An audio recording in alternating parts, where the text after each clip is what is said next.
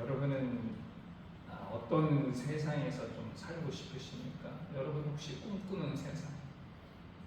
나는 이런 세상에서 살고 싶다. 살다 보면 그런 마음이 생기죠. 세상이 좀 이렇게 바뀌었으면 좋겠다. 제가 좋아하는 노래 중에 이매진이라는 노래가 있습니다. 유명한 비틀즈의 멤버였던 존 레논이 부른 노래인데 그 각 절마다 후렴구에 들어가는 가사가 있어요. Imagine all the people living life in peace. 이런 식으로 해서 꼭 이 구절이 들어갑니다. 네, 그 구절을 해석을 해보면 Imagine all the people living life in peace. 나는 상상합니다. All the people, 모든 사람들이 living life in peace, 평화롭게 삶을 살아가는 모습을 상상합니다. You may say that I'm a dreamer. 당신은 이렇게 말할지도 모릅니다. I'm a dreamer. 내가 몽상가라고.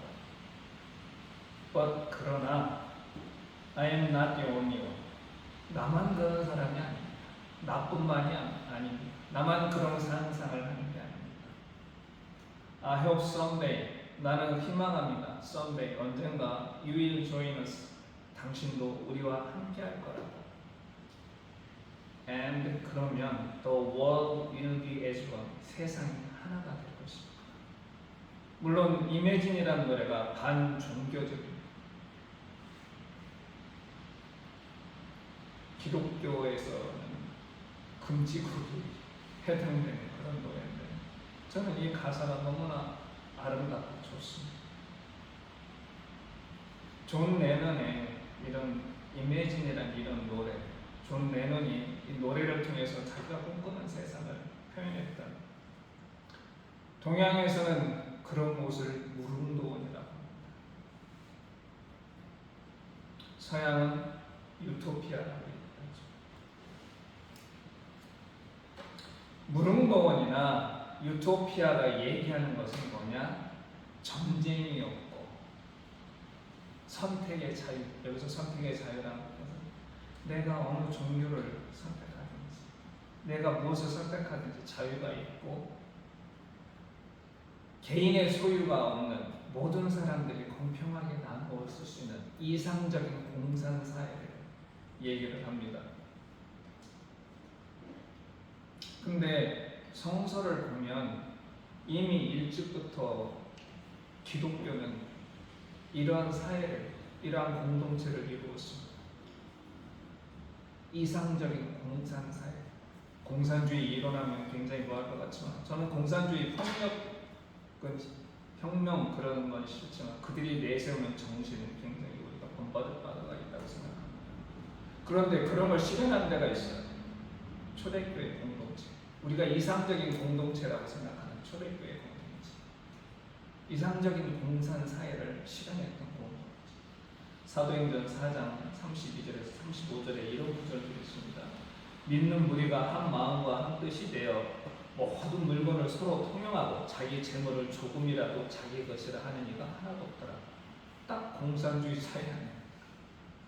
우리가 그렇게 싫어하는 기독교인이 이를 부득부득한 그 밑에 또 보면 그 중에 가난한 사람이 없습니다.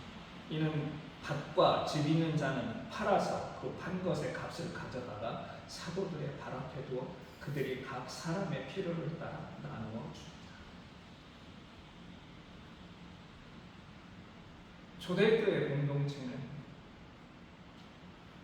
동양에서도 꿈꾸고 서양에서도 꿈꾸었던 그런 공동체를 이루었습니다. 하나님이 약속하신 약속의 땅이 바로 그런 곳입니다. 거기는 개인의 소유가 없어요. 레위기 25장에 보면 그런 내용들이 나옵니다. 땅이라고 하는 것은 굉장히 중요한 거 아닙니까? 지금도 그렇지만 그 옛날에는 더 중요하죠. 부의 척도는 땅을 얼마나 많이 소유하느냐 적게 소유하느냐에 달려있었기 때문에. 그런데 하나님께서 뭐라고 말씀하셨냐면 토지를 영구히 팔지 말 것은 왜? 그 땅이 다 내 것이기 때문에.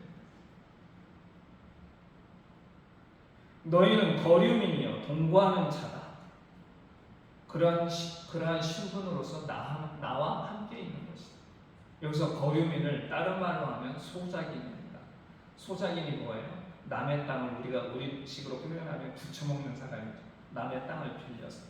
즉 하나님이 허락하신 그 약속의 땅은 개인의 소유를 영원히 인정하지 않는, 단순하게 얘기하면 하나님이 너한테 그냥 너 이 땅에서 너의 가족 수만큼 그에 맞는 가족 수만큼 맞는 땅을 줄 테니 여기서 네가 농사짓고 너희 먹을 걸 생산해서 먹어라, 이런 뜻이거든요.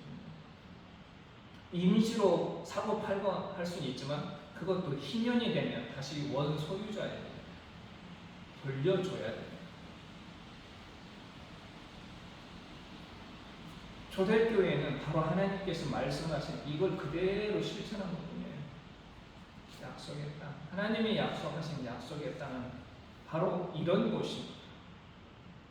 그래서 하나님이 말씀하신 약속의 땅은 어떤 공간이냐?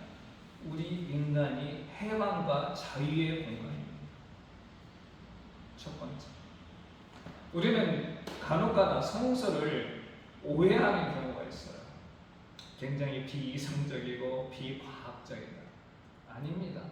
그건 오늘날 우리 살고 있는 우리 눈에 비추인 모습으로 자꾸 성서를 보기 때문에 그렇습니다. 제가 지난 시간에도 한번 그런 얘기를 한 적이 있는데 자꾸 그렇게 성서를 보면 성서를 오해하게 돼요.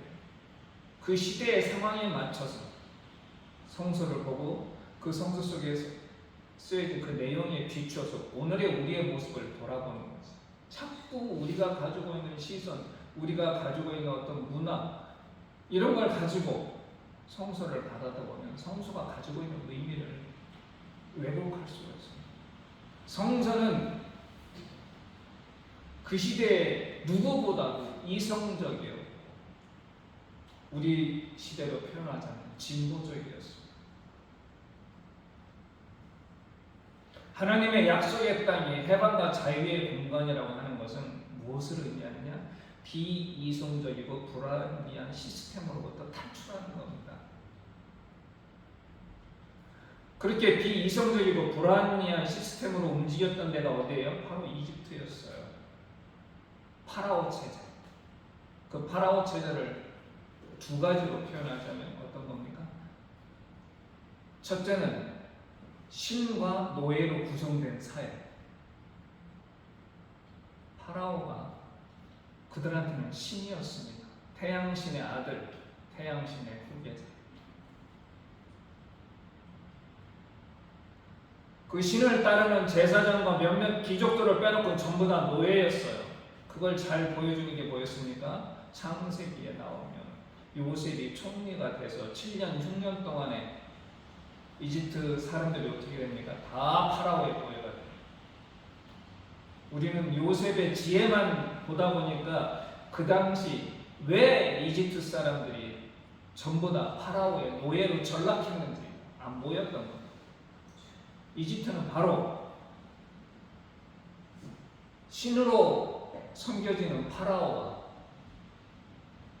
그 신을 섬기는 노예들, 이 두 가지 체제였던 거예요.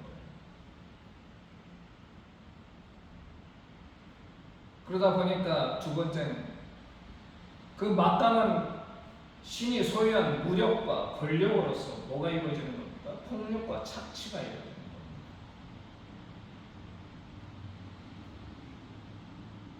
그 땅이 좋은 땅이고 그 땅이 폭력과 착취가 없는 모든 사람이 공평하게 사는 그런 땅이었으면 굳이 이스라엘이 나올 필요가 없지 않습니까? 거기서 그냥 살면 되는데.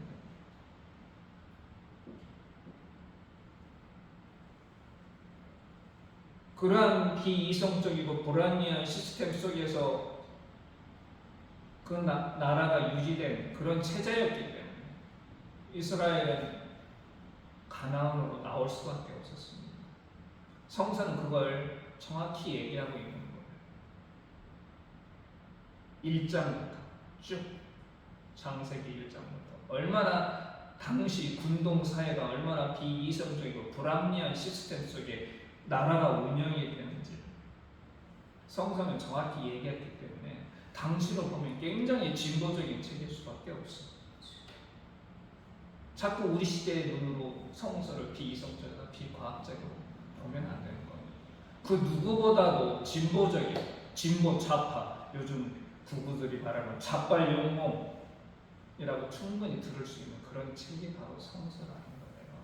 제가 말하는 성서는 신구약 다 얘기하는 거예요.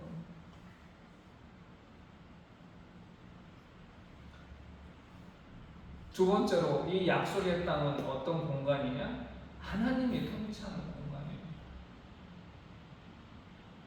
인간이 왕이 되는 게 아니라 하나님만을 주인으로 모시는, 그리고 그분의 가르쳐 주신 말씀으로 인해서 움직이는 그러한 공간이 바로 약속의 땅이 되는 거예요. 그걸 잘 보여주는 게 어떤 시대예요? 사사시대였어요. 사사란 누굽니까? 하나님에 의해서 선택받은 자였습니다. 이것도 굉장히 흥미로운 건데, 우리가 사무엘상에 보면 다윗을 선택하는 장면이 나오죠. 사무엘에 가서 그때 사무엘이 다윗이 8형제였죠. 맞나요? 위에 7형. 거기에 사무엘이 거기에 잘생기고 키 크고 형들이, 그런데 사무엘이 저 사람인가 보다 이렇게 생각했는데 아니다 다 태자로 나요. 그러면서 사무엘한테 뭐라고 말씀하십니까? 사람은 외모를 보지만 나는 중심을 본다. 사사들을 선택할 때 보면 딱 그렇게 맞습니다. 그 사람들이 가지고 있는 겉에 보이는 조건은 아무 필요가 없는 거예요. 그 대표적인 게 누굽니까? 드보라. 여성이었죠. 우리는 보통 성서를 가부장적인 남성주의, 남성 우월주의가 팽배한 책이다 이렇게 얘기를 해요. 그런데 그렇다고 한다면 드보라가 사사로 뽑히면 안 되죠. 드보라는 여성이었어요. 여자 사사. 또 하나 누굽니까? 암몬하고 전쟁할 때 암몬이 쳐들어왔는데, 그때 길르앗 지역으로 쳐들어왔는데 길르앗 지역에 이 암몬하고 전쟁을 하는데 지도자가 없었어요. 그때 누구를 선택합니까? 입다를 선택해요. 그 입다 선택한 걸 하나님이 허용하시고 전쟁에서 승리하게 만드십니다. 그런데 이 입다가 누굽니까? 기생의 아들. 그래서 쫓겨났어요. 자기 친족들한테서 너는 우리하고 뭔가를 아버지의 소유를 나눌 수가 없다 해서 쫓겨난 사람이 바로 입다였어요. 바로 그런데 그 기생의 아들이 이스라엘의 사사가 된 겁니다. 하나님은 외모, 즉 인간이 가지고 있는 겉에 드러나는 조건을 보시는 게 아니라 그 사람의 중심을 봅니다. 그때 입다가 무슨 맹세를 했죠? 승리하게 하시면, 여호와여 승리하게 하시면 나를 맞으러 나오는 첫 사람을 하나님께 제물로 바칩니다. 물론 입다의 일생일대의 실수였어요. 근데 그만큼 이 사람은 여호와께 의지했다는 그런 반증이 돼요. 그리고 이 사사 시대는 어떤 거입니까? 내가 사사였다고 해서 내 아들이 사사가 되는 게 아니에요. 내가 대형교회 목사라고 해서 내 아들이 세습해서 그 담임이 되는 게 아니라 이 말입니다. 한마디로 사사는 비세습자였어요. 하나님이 허용을 안 하십니다. 능력이 없으면 아무리 그 사람이 조건이 좋고 뭐를 해도 그 중심에 하나님을 경외하는 마음, 하나님을 신뢰하는 마음이 없으면 사사로서의 자격이 없는 거예요. 그걸 어겼던 사람이 누구예요? 기드온의 아들 아비멜렉이었어요. 자기 형제 70명을 죽입니다. 이 아비멜렉은 기드온의 척의 사실이에요. 결국엔 하나님이 그 악한 아비멜렉을 가만히 안 두시고 어떤 사람한테 죽게 만듭니까? 여인한테. 어느 성을 점령하러 가는데 성 위에서 한 여인이 보니까 아비멜렉이 성 밑에 있으니까 위에서 맷도 위 부분으로 던져서 머리가 깨져 죽지. 하나님이 허락하지 않은 사람. 하나님의 통치는 바로 이런 겁니다. 사람을 외모로 취하지 않고 그 중심만을 보시면서 정말로 하나님을 경외하고 오늘 목사님 말씀대로 백성을 아끼는 사람, 그런 사람을 사사로 뽑는 거죠. 이게 바로 약속의 땅, 하나님이 허락하신 공간. 네, 특징이 바로 그런 겁니다. 세 번째는 뭔가요? 그러다 보니까 이 약속의 땅에서는 모든 사람이 하나님한테 평등한 사이가 되는 겁니다. 거기엔 계급이 없어요. 왜냐? 하나님이 주인이시기 때문에. 인간을 주인으로 모실 필요가 없습니다.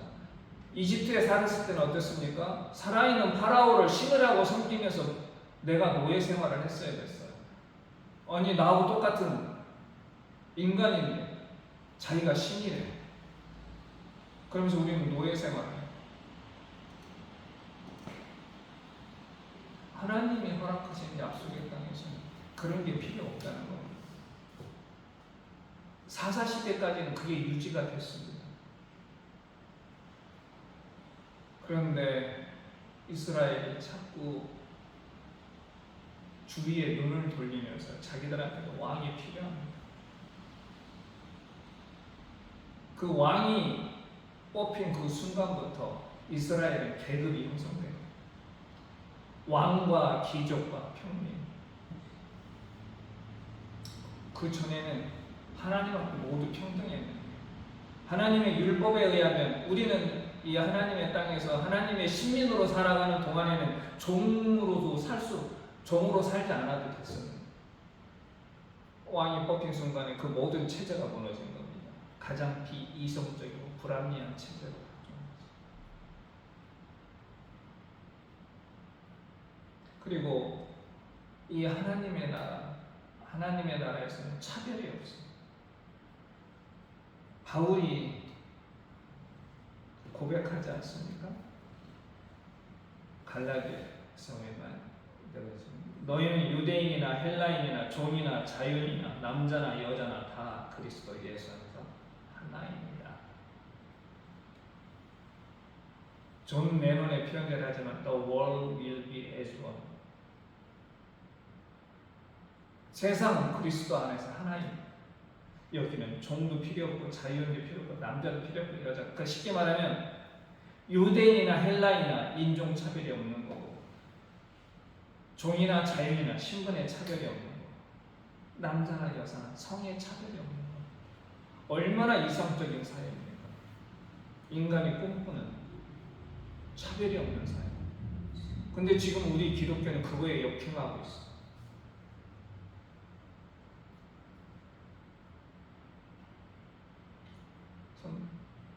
2000년 전에 이미 바울은 예수님께서 말씀하신 그대로 예수님께서 선포하신 하나님 나라는 이런 나라다, 어떤 나라다? 차별이 없는 나라다라고 선포했고 그걸 전했음에도 불구하고 2000년이 지난 오늘을 사는 우리 기독교인들은 그거와 반대되는 방향으로 가고 있다는 거예요. 온갖 차별을 인정하고 그걸 종용하고 그러한 걸 주장하는 사람을 축복하는 반대로 가고 참 안타까운 현실이에요.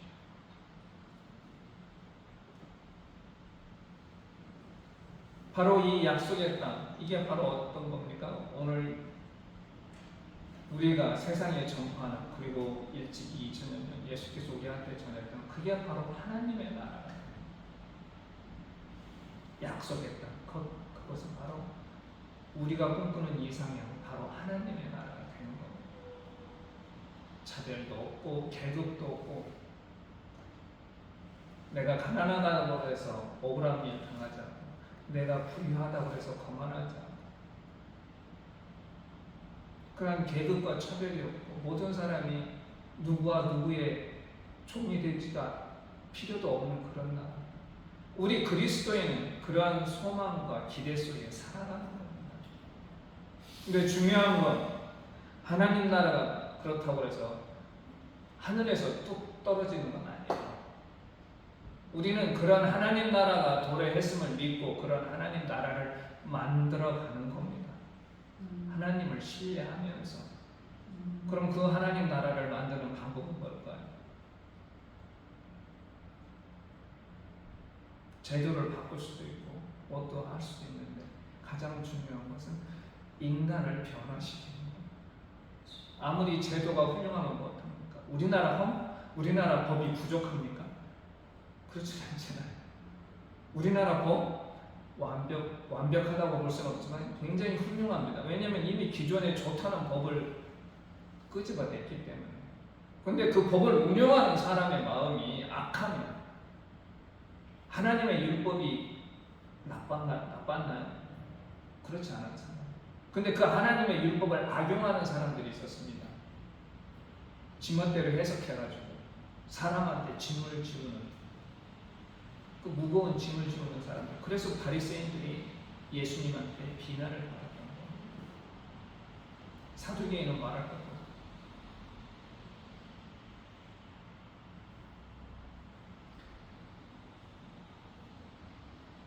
퀘이커 교도라고 들어보셨나요? 전 세계적으로 많지는 않죠, 퀘이커 교도. 근데 퀘이커 교도가 운영하는 단체가 민간인 단체로서는 최초로 노벨 평화상을 받았다는 건 또 모르실 겁니다. 이 퀘이커 교도의 말을 빌리자면 그들은 누구든지 인간의 마음속에, 인간의 안에 내면의 빛이 있다고 얘기합니다. 이 내면의 빛이란 뭐냐? 하나님의 소리를 들을 수 있는 능력.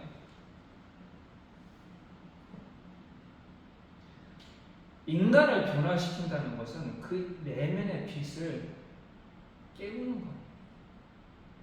쉽게 얘기하면. 나도 들을 수 있고 너도 들을 수 있는데 우리는 그 하나님의 소리를 들을 수 있는 그걸 까먹고 살아요. 쉽게 얘기하면. 목사가 아무리 주일에 나와서 아무리 소리쳐도 그 듣는 사람이 목사가 전하는 그 소리 속에서 하나님의 음성을 듣지 못한다면, 그리고 목사가 완벽합니까?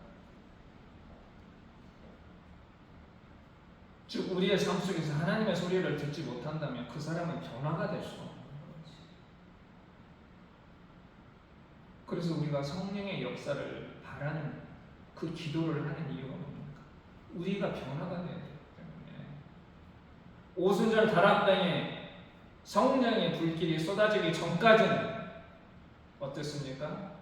베드로는 부활을 목격하면서도 바다로 나가서 고기 잡으러 나갔고 똑같았어요. 그들은 그러한 역사가 없었으면 어떻게 됐나요?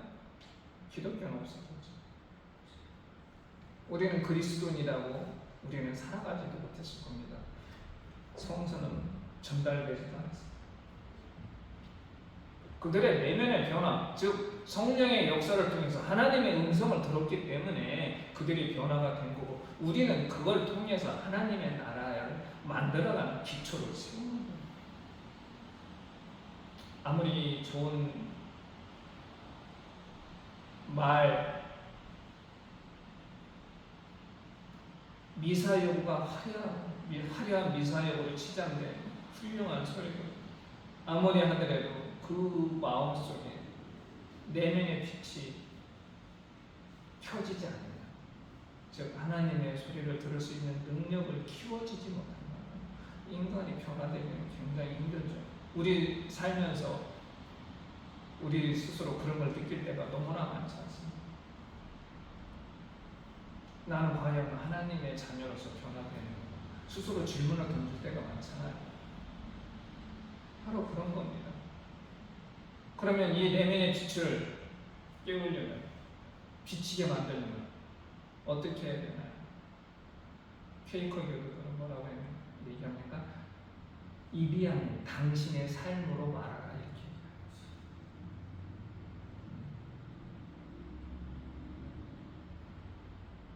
나의 삶으로. 내가 누군가한테 내가 하나님의 자녀로서 살아가는 모습이 오늘 사모님이 앞에 얘기한 것처럼 행복한 모습이요, 모범이 되는 모습이요, 따르고 싶은 모습이 되려면 말로서 백날 해봤자 소용이 없는 거예요. 그 사람의 삶으로 보여줘야 돼요. 그 삶으로 보여줬을 때 그 사람의 내면의 변화가 생기는 거죠. 나도 저렇게 살아야 되겠다. 그렇지 않습니까? 안나의 집이라고 있습니다. 외국에서 오신 신부님이 어렵고 힘든 사람들한테 식사를 제공합니다. 그분이 하신 말씀이 있어요.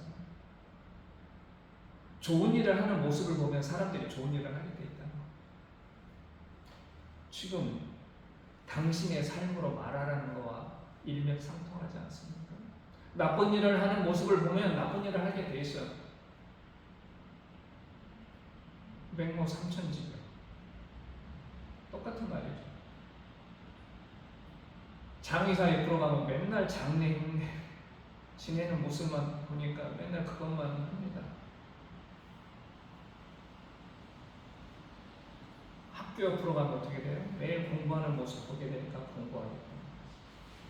좋은 일 하는 사람이 내 옆에 있으면 어떻게 되는 겁니까? 그 일하는 모습을 보고 나도 그러하게 살아야 되겠다고 따르게 되는 겁니다. 즉 사람을 변화시키는 것은 나의 삶으로,